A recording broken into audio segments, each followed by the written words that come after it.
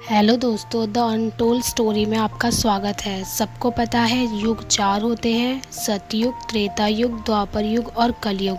लेकिन ये बहुत ही कम लोगों को पता है कि इन चार युगों में क्या समानताएं हैं और क्या असमानताएं।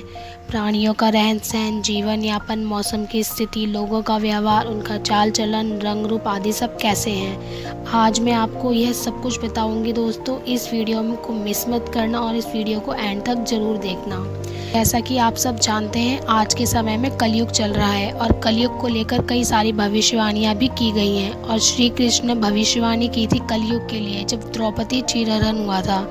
यह बिल्कुल साबित हुआ। पृथ्वी का अंत कब और कैसे होगा, इसके लिए भगवान श्री कृष्ण ने भविष्यवाणी की थी, जिसके बारे में आज मैं आपको विस्तार रूप से बताऊंगा। तो इस नॉलेजेबल वाले वीडियो को आराम से देखो और चैनल को सब्सक्राइब करना मत भूलना, क्योंकि आगे पता नहीं आप इस नॉलेज वाली वीडियो में कब और कहां खो जाए, इसीलिए पहले ही सब्सक्राइब कर दें।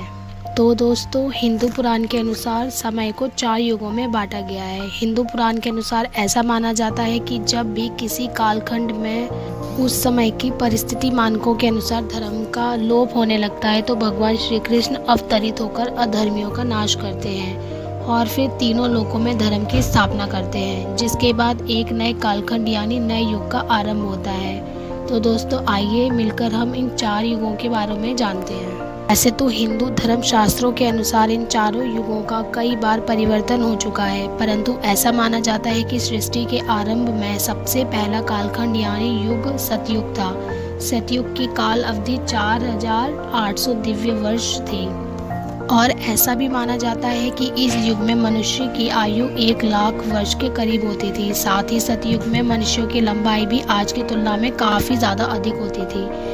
इस युग में पाप की मात्रा 0% थी और पुण्य की मात्रा 100% होती थी।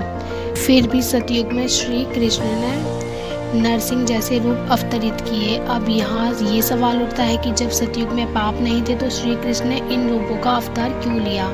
तो मैं आप लोगों को बता देती हूँ कि जब परमपिता ब्रह्मा ने इस सृष्टि की रचना की, तो उस समय देवों, मनुष्यों, नागों, गंधर्वों आदि के साथ साथ दैत्यों की भी उत्पत्ति हुई थी।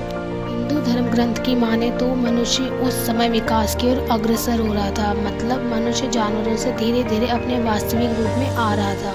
इसके अलावा हरि का ये सारे अवतार मानव के विकास में भी प्रतीक माने जाते हैं। सतयुग की समाप्ति के बाद त्रेता युग आया। इस युग की बात करें तो इस युग में श्री हरि ने वामन और श्री राम के रूप में पूर्ण अवतार लिया, जबकि परशुराम के रूप में उन्हें अंशावतार लिया था। इस युग की काल अवधि 3600 दिव्य वर्ष थी। त्रेता युग में मनुष्यों की उम्र 10,000 वर्ष हुआ करती थी, जबकि लंबाई 100 से 150 फीट हुआ करती थी। इस युग में पाप की मात्रा 25% थी और पुण्य की मात्रा 75% थी। इसी युग में रावण, कुंभकर्ण, बलि, अहिरावण जैसे अत्याचारी राजा भी हुआ करते थे, जो अपने बल और अहंकार में तीनों लोक के प्राणियों पर अत्याचार करते थे, जिस कारणवश श्री राम बल और अहंकार के रूप में आकर अवतरित हुए और इन अत्याचारियों का नाश किया। फिर जब वे अयोध्या वापस आए तो उन्होंने कई वर्षों तक वहां शासन किया। फिर देवी सीता के पृथ्वी में समा जाने के कुछ वर्षों के बाद अपना देह त्याग कर दिया। ऐसा माना जाता है कि प्रभु श्री राम के देह त्यागने के बाद एक बार फिर से नए युग का सृजन हुआ, जिसे द्वापर युग के नाम से जाना जाता है। और द्वापर युग में श्री हरि ने कृष्ण के रूप में जन्म लिया। इस युग की काल अवधि 2400 दिव्य वर्ष हुआ करती थी। इस युग में मनुष्यों की आयु 1000 वर्ष हुआ करती थी। इस युग में पाप की मात्रा 50% हुआ करती थी और पुण्य की मात्रा 50% हुआ करती थी। इस युग में धर्म का तेजी से क्षय होने लगा था। चारों ओर अधर्म अपना पांव तेजी से पसारने लगे थे। तब भगवान श्री कृष्ण ने पापियों को एक एक करके नाश करना शुरू कर दिया। और जब महाभारत के पश्चात सारे अधर्मियों का नाश हो गया, तब युधिष्ठिर को हस्तिनापुर का राजा घोषित कर दिया गया था। जिस समय युधिष्ठिर का राज तिलक हो रहा था, उसी समय गांधारी अपने सभी पुत्रों की मृत्यु का जिम्मेदार भगवान कृष्ण को मानती थी और उन्हें श्राप दे दिया था। वासुदेव को क्यों सम्मान दिया जा रहा है? मैं महायोगिनी धृतराष्ट्र पत्नी आज तुम्हें श्राप देती हूँ। गांधारी ने भगवान कृष्ण को श्राप देते हुए कहा कि जिस तरह तुमने मेरे कुल का नाश किया है, उसी तरह तुम्हारे कुल का भी नाश होगा। के बाद पांडवों ने 36 साल तक हस्तिनापुर पर राज किया। फिर गांधारी के दिए गए श्राप के कारण भगवान श्री कृष्ण की द्वारका नगरी भी दिन ब दिन बिगड़ने लगी और उसी श्राप के कारण संपूर्ण यादव वंश एक दूसरे के खून के प्यासे हो गए थे और अंत में हालत इतने ज़्यादा बिगड़ गए थे कि पूरा यादव वंश ही खत्म हो गया था। उसके बाद एक दिन भगवान श्री कृष्ण एक वृक्ष के पेड़ के नीचे विश्राम कर रहे थे। उसी समय किसी शिकारी ने भगवान कृष्ण पर ही सीधा निशाना साध दिया, क्योंकि भगवान ने मृत्यु लोक में जन्म लिया था। इस द्वापर युग इस समय अपनी समाप्ति की ओर था और कलयुग का प्रारंभ होने वाला था। इसी बात को ध्यान में रखते हुए युधिष्ठिर ने हस्तिनापुर का राजपाट परीक्षित को सौंप दिया था और खुद पांचों भाई द्रौपदी के साथ हिमालय की ओर अंतिम यात्रा पर निकल पड़े। फिर पांडवों को हस्तिनापुर से निकलते ही कलयुग का आरंभ हो गया था और आज हम इसी कलयुग में जी रहे हैं। इस युग में पाप की मात्रा 75% मानी जाती है, जबकि पुण्य की मात्रा 25% हो गई है। दोस्तों, मैं आपको बता देती हूँ कि अभी कलयुग का प्रथम चरण ही चल रहा है और ऐसा माना जाता है कि कलयुग का प्रारंभ 3110 ईसा पूर्व ही हो गया था।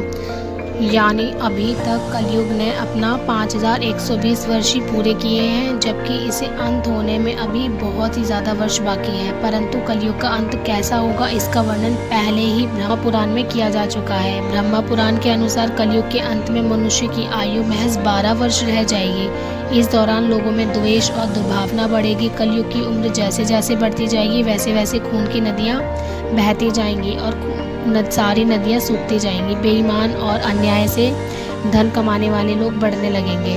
धन के लोभ में मनुष्य किसी की भी हत्या करने लगेंगे। इंसान सभी धार्मिक काम करना बंद कर देगा। गाय दूध देना बंद कर देगी।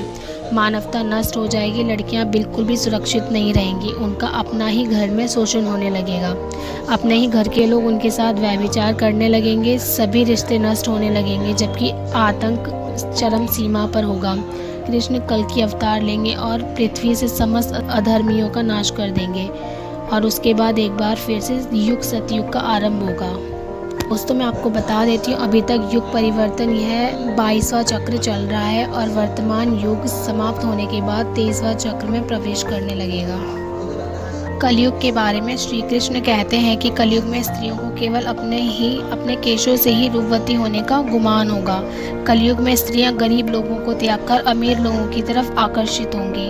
कलयुग में केवल धन से ही सब कुछ होगा। उनका चरित्र रंग रूप कोई महत्व नहीं देगा और कलयुग में थोड़े से ही धन से घमंड आ जाएगा। लोग धन के लिए एक दूसरे को नोचने लगेंगे और रिश्ते नाते केवल धन के तराजू पर तौले जाएंगे। मनुष्य दान पुण्य सब करना भूल जाएंगे, केवल धन कमाने की रेस में ही जुटे रहेंगे। और कलयुग में ऐसे लोगों का राज होगा जो दोनों तरफ से शोषण करेंगे, बोलेंगे कुछ और करेंगे कुछ, मन में कुछ और कर्म में कुछ। पूरी पृथ्वी पर केवल मलेच्छियों का ही राज होगा। ये सब एक ही समय में अलग अलग प्रांतों पर राज करेंगे। ये लूट खसोट कर अपनी ही प्रजा का खून चूसेंगे। कलयुग के अंत में संसार की ऐसी दशा हो जाएगी कि अन्न तो कहीं पर भी नहीं होगा। पूरी धरती बंजर हो जाएगी और फिर से पशुओं से आरंभ हुई ये धरती वापस पशुओं में ही विलीन हो जाएगी। फिर होगा नए युग का आरंभ। दोस्तों, अगर आपको ये वीडियो पसंद आई है तो मेरे इस चैनल को सब्सक्राइब ज़रूर करिएगा और इस जानकारी को अपने दोस्तों के साथ शेयर भी कीजिएगा और कमेंट करके भी ज़रूर बताइएगा। धन्यवाद दोस्तों, मिलते हैं अगली वीडियो में।